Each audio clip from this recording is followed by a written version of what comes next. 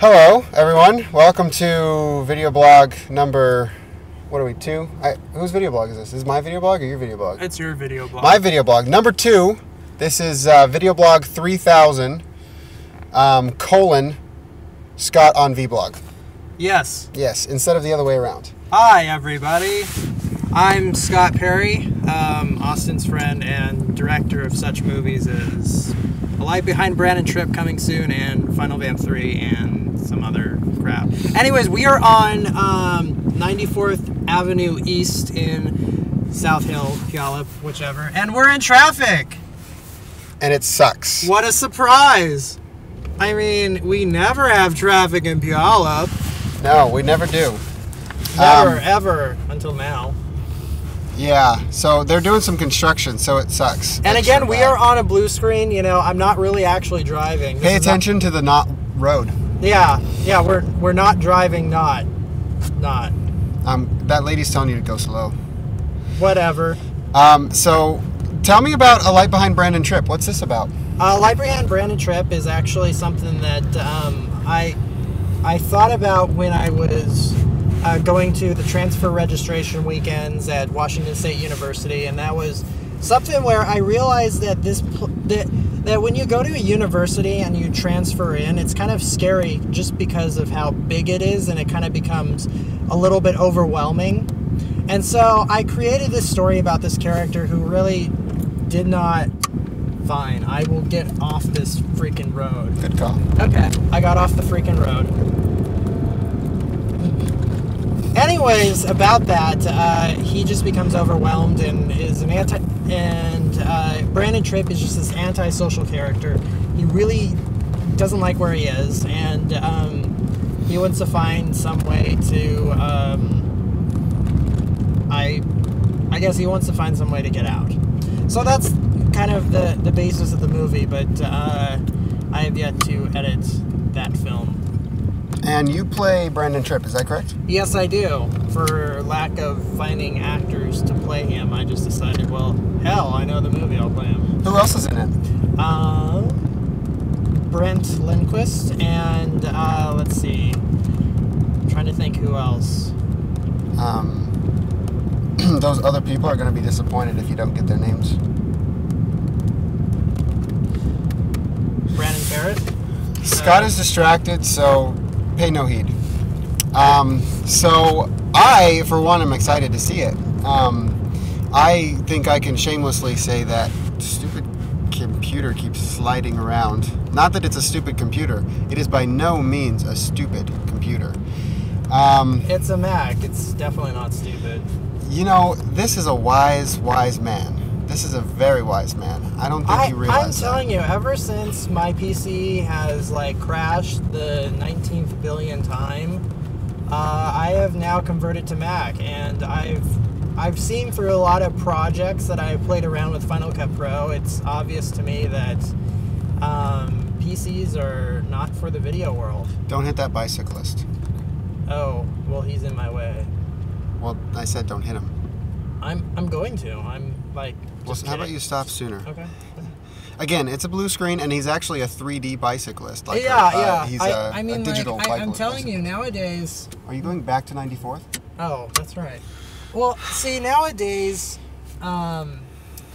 blue screens and green screens and all the matted effects that you can ever... Oh, hello.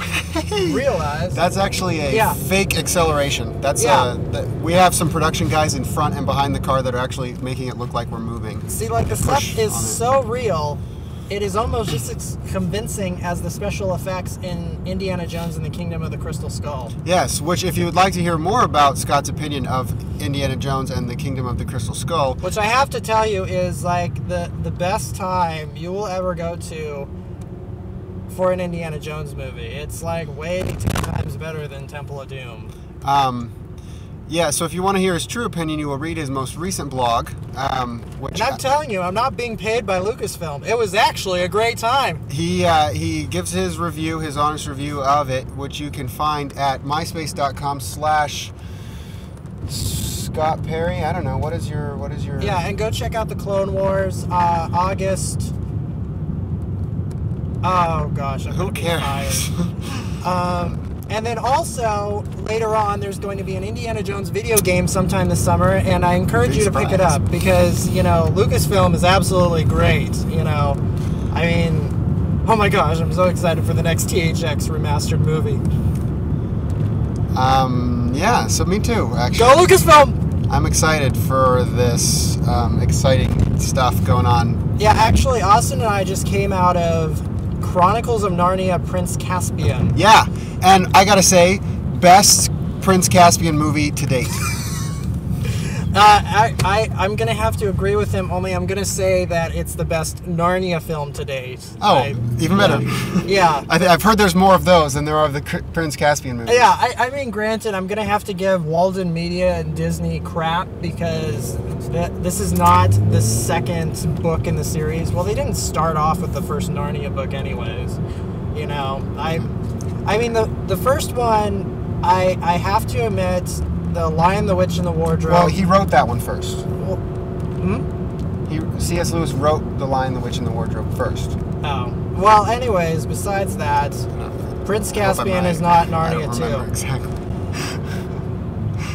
I just know that there are a bunch of books, and Walden Media are like book whores, and they decide to adapt anything that screams out family movie. Yeah, but anyways, Yeah. the Lion, the Witch, and the Wardrobe looks a lot like a Lord of the Rings spin-off. Like the way they shot it, they have these swooping scenes, and they have like this really gigantic, awfully similar battles. Whereas this one kind of went backwards, and it just became the Prince Caspian. It felt more like just an old-fashioned, good action adventure, medieval type look. Like it just had this older feeling of Don't hit like. that bicyclist. I know. What the hell is good wrong weather. with these bicyclists? It's good Get weather. out of my way! A lot of people want a bicycle. Get out of your devil! Sorry. Wow.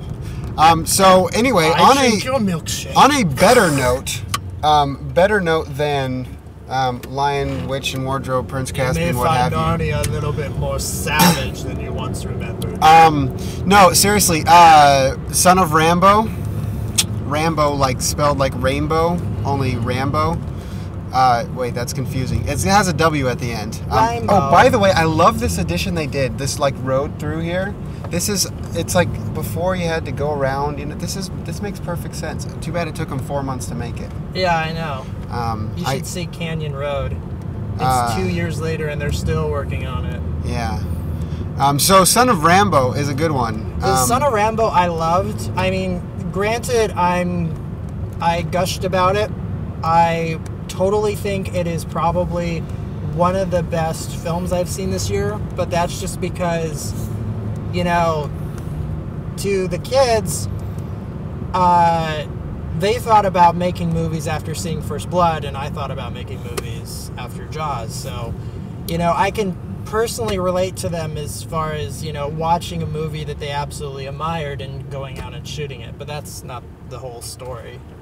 Yeah, it's about these two kids who, one of them's a bully and one of them's like part of this religious, almost cult like sect. I don't know much about them, but The Brethren. The Brethren, yeah, and I think he's not allowed to watch TV, but he sees this bootlegged, pirated copy of Rambo: First Blood, Yeah.